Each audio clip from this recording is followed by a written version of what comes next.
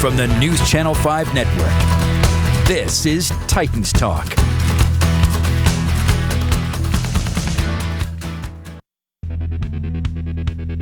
For television, actually it's Titans Talk. It is a Monday night after all. We just didn't have a game over this weekend, so we're going to have to get used to that after everything that happened last week. We talked a lot about it on this program. Obviously, it led to the postponement of the Titans-Steelers game from Sunday. That game will now be played on October the 25th. So instead of a 3-game homestand that started with the Steelers this past weekend, it is now a 3-game homestand that will end with the Steelers towards the end of the month. Up first, though, a game against the Bills, still scheduled to be played coming up this Sunday at noon at Nissan Stadium, which you can watch, of course, on NewsChannel 5. And then a game next week against the now 0-4 Texans, who today fired Bill O'Brien after 7 years as their head coach. Also their general manager. New interim coach will be defensive coordinator Romeo Crennel. So 2 games against teams that are off to a great start this season in Buffalo and Pittsburgh,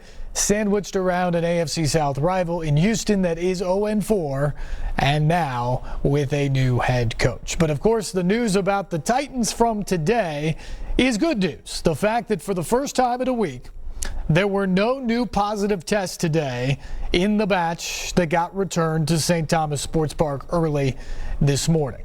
That means the overall cases amongst the Titans organization remains at 20, a number that is too high, certainly for the NFL's liking, definitely for the folks in St. Thomas Sports Park, but it maybe signals the end of this outbreak of cases amongst Titans players and staff. We are now at a full week into the incubation period since the game, and really the last time that these players and coaches were together, going all the way back to last weekend. So hopefully that means no more cases, no more positive tests are going to come out. And if that's the case, this team should be able to get back to work this week, get back on the practice field, and have essentially full preparation for that all-important game against Buffalo on Sunday. So here is the deal. From everything I've been told and has been reported elsewhere as well, if the Titans have 2 consecutive days with no positive test, the NFL will give them the green light to reopen St. Thomas Sports Park and get back inside for football activities. Now, they're going to be limited there. They're going to have to do some of these extra protocols that the NFL has put in place for teams that have tests in their building. They're going to have to do that every time they walk in. They are probably going to end up having meetings virtually away from the facility. It may turn out to be that the only thing that they can do at St. Thomas Sports Park is show up and get ready to practice. That may be it. But they're at least going to be able to get back together, and they're at least going to be able to get onto the practice field for walkthroughs and actual practice as they gear up for the game. So that is all positive, and we could know a whole lot more about that by tomorrow. Mike Vrabel is expected to talk to the media tomorrow. We'll get a better feel for where things are when we get a chance to talk to him. And at that point, we should also know the results of the test that they took today that will come back tomorrow. And if they're all negative, which would be a positive, the Titans should be able to reopen St. Thomas Sports Park on Wednesday to get back going, get back to work. It should be noted, by the way, and this is something that I know has rubbed some people within the Titans organization the wrong way through this entire process. Certainly the fact that the NFL is here and investigating the root cause of this outbreak and how it spread in the facility or around this team. The fact that maybe the NFL and maybe other people have not paid enough attention to the people who are actually infected and the tests that have been positive so far. The good news is, from what I have been able to gather, and they have not been overly forthcoming with those who are symptomatic versus asymptomatic and exactly the conditions of these players and staff members. But from what I've been able to gather is most of the people who tested positive remain asymptomatic. And certainly amongst the players, that is the case. Very few symptoms among that group, which is good because, by the way, there's a difference in your return to play protocols if you're asymptomatic versus symptomatic. If you're asymptomatic, you need 5 days to go by, and you need 2 negative tests consecutive days. You do that, doctor can clear you, you could be back in. So theoretically, you could be back on the field within 5 days from a positive test. Now, if you're symptomatic, which a couple cases appear to be, if you are symptomatic, you have to sit out a full 10 days. And then you have to go through the testing stuff, and then you have to get cleared by a doctor to get back onto the field. Much more involved, obviously, if it is a symptomatic case.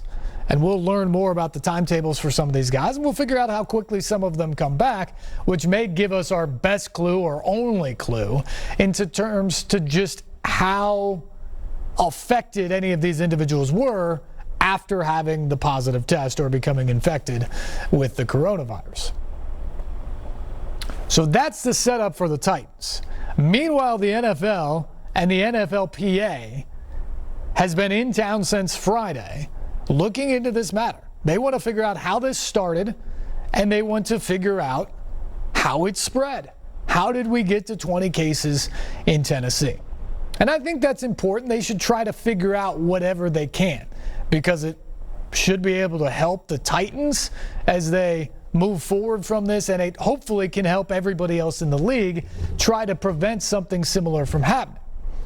But here's my problem, and I wrote about this today if you want to look it up and read into more of it on NewsChannel5.com. But here is my problem with what the NFL is doing.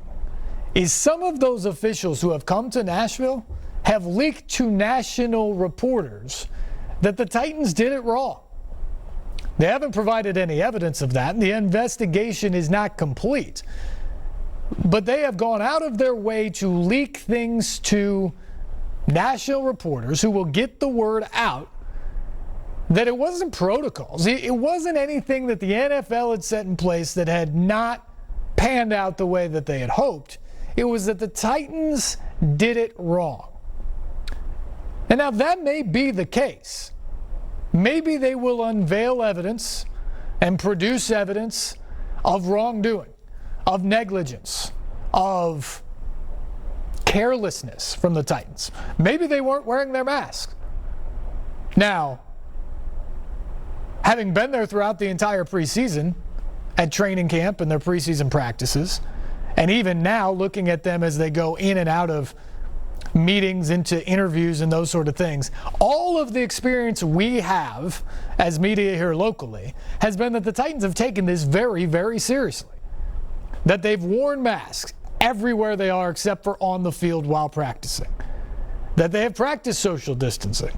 That they have retooled the building to move meeting rooms outside into the bubble, to change the way the locker room works, to set up an interview area for media, which, by the way, is all virtual, but that is away from other players and other staff. So you do that privately.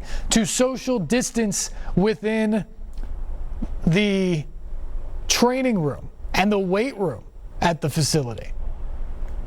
All of those things have been in place since day one this offseason.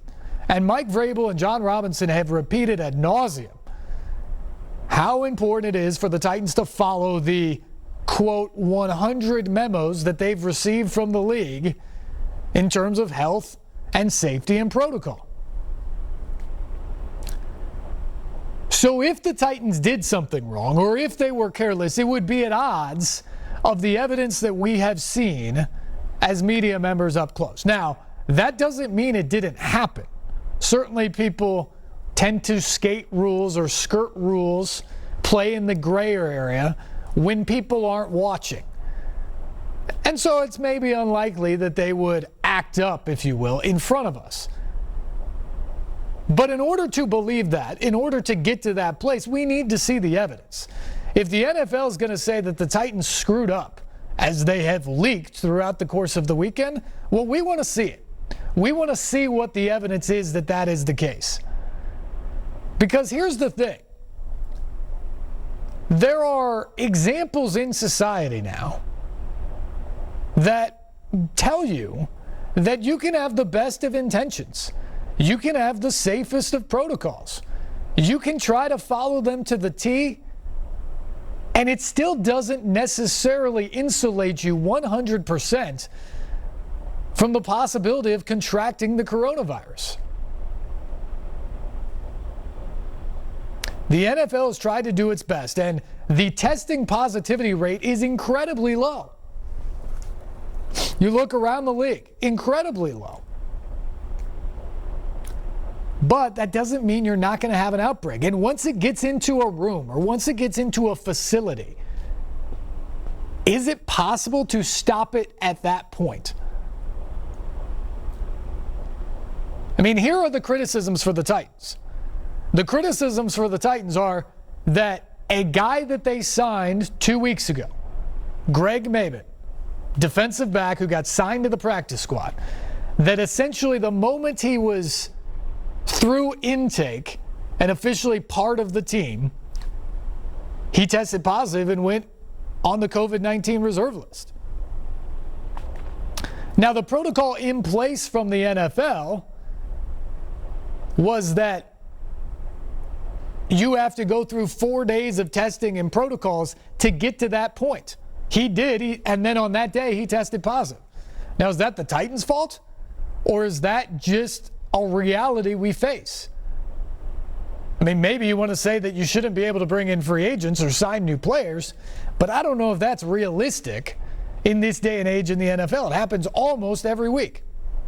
But today, as a response to perhaps that, the NFL expanded its COVID-19 policy, and one of the things they did is they're limiting now the number of tryouts you can have throughout the course of the week, and they're expanding the time in which you can bring on board a player.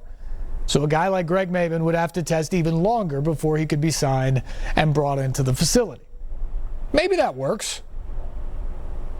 It's certainly a response to what happened here, but we don't know how big of a problem that was. Or again, if somehow it was the Titans doing something wrong, or if it was just a loophole or kind of the way around the edge that this virus can get into the facility, because we know the incubation period can last 7-10 days, maybe even longer in some strange cases. A couple days later, after Maben, defensive play caller and outside linebackers coach Shane Bowen tested positive. The team immediately put him into quarantine. He was not allowed to accompany them to the game in Minnesota to take on the Vikings.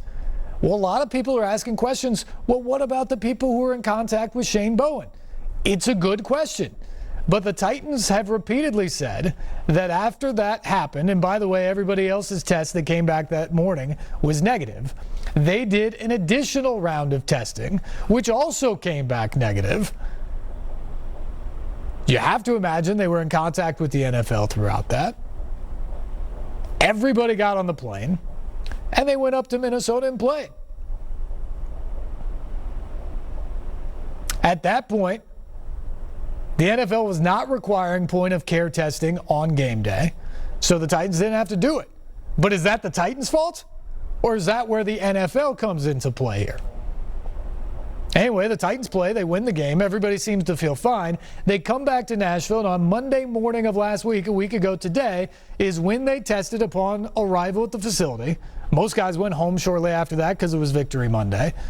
And then on Tuesday morning is when we find out that there are 8 positive tests, 5 staff members and 3 players. And throughout the course of the week, more and more tests trickled in, and ultimately the number is up to 20, including Kari Blasingame and another staff member as late as yesterday.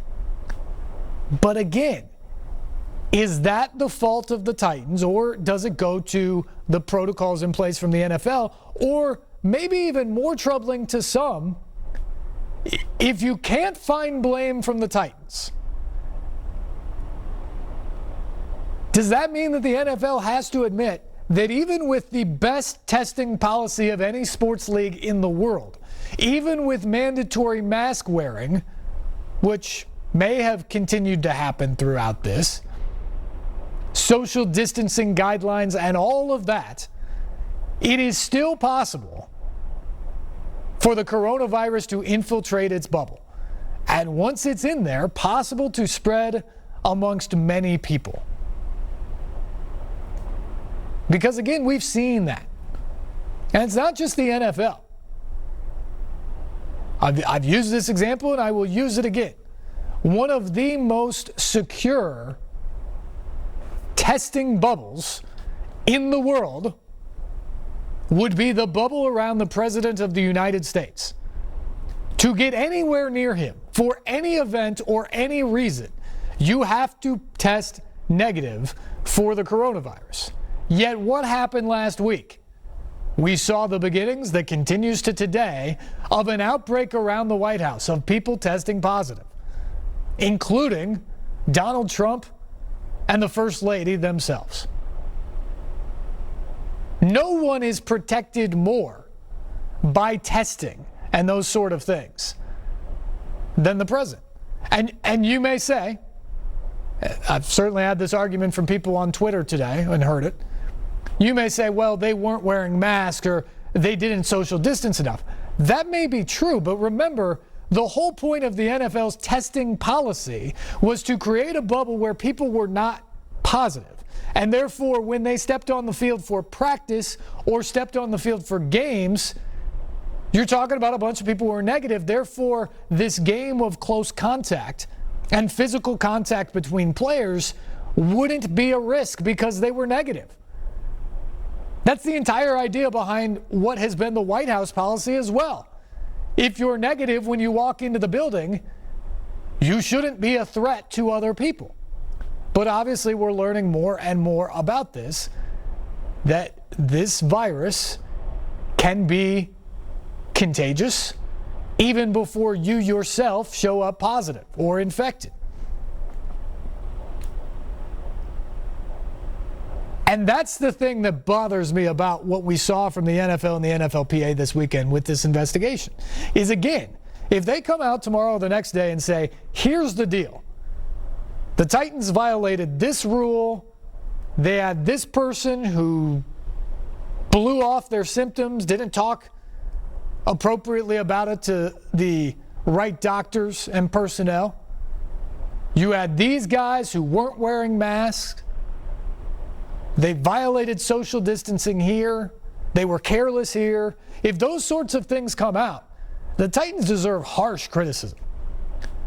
And frankly, they deserve punishment.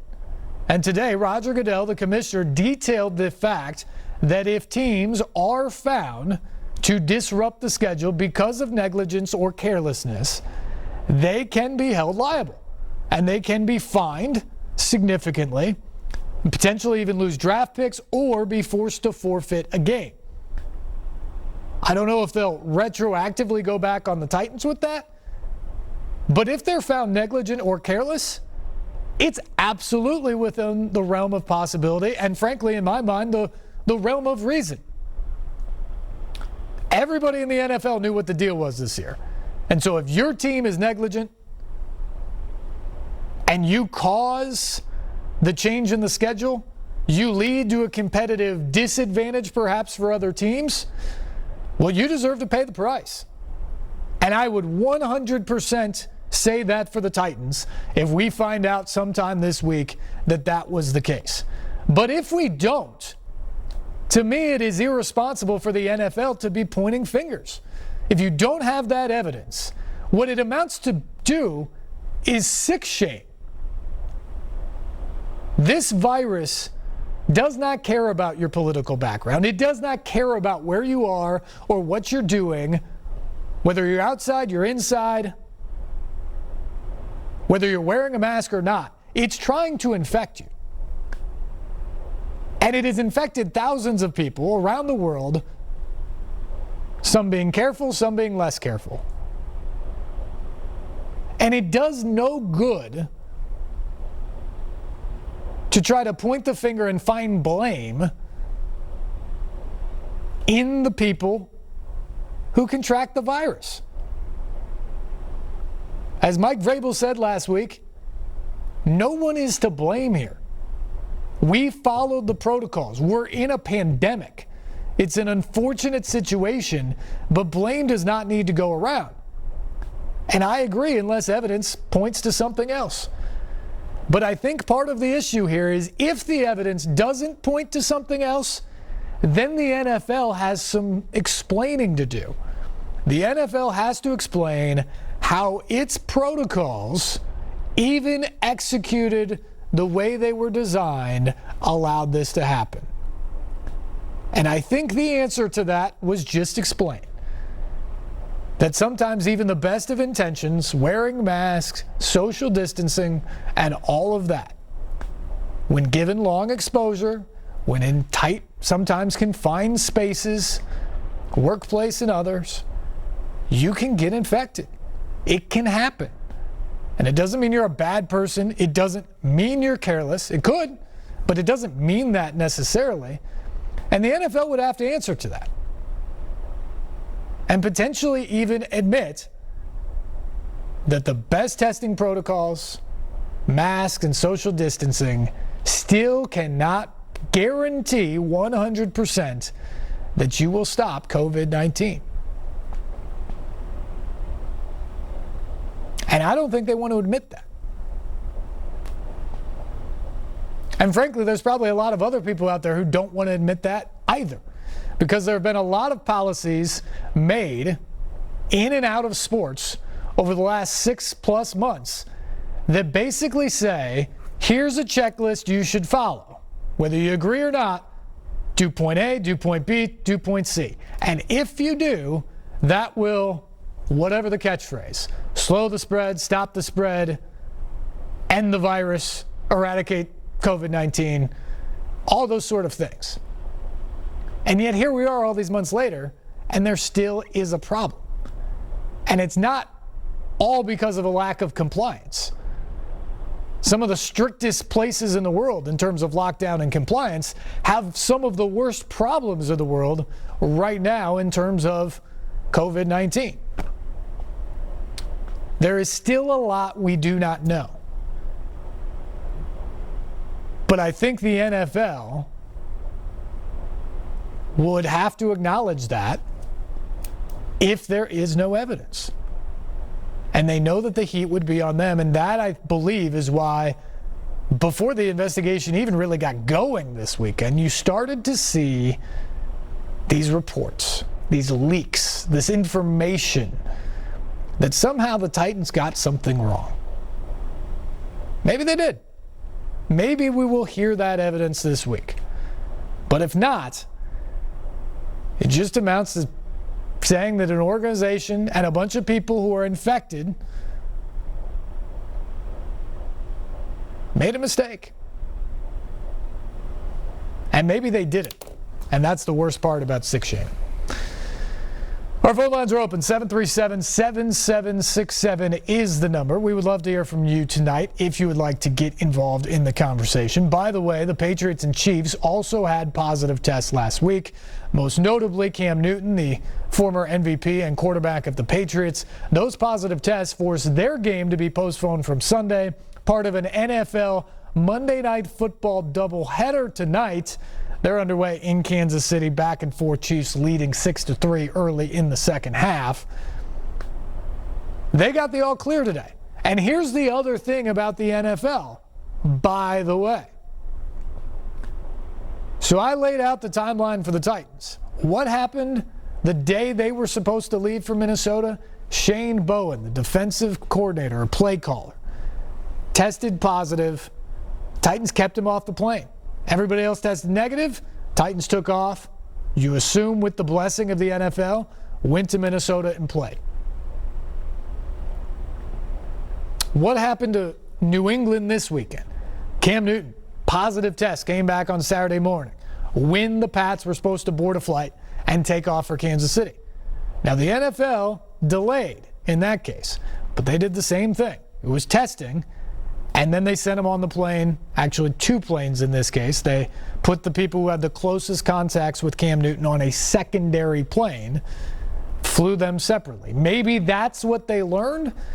But here's the deal. For all the people concerned about the Titans or concerned about the Titans playing the Vikings last week and what that might mean for spread, well, the Vikings had no cases in the last week.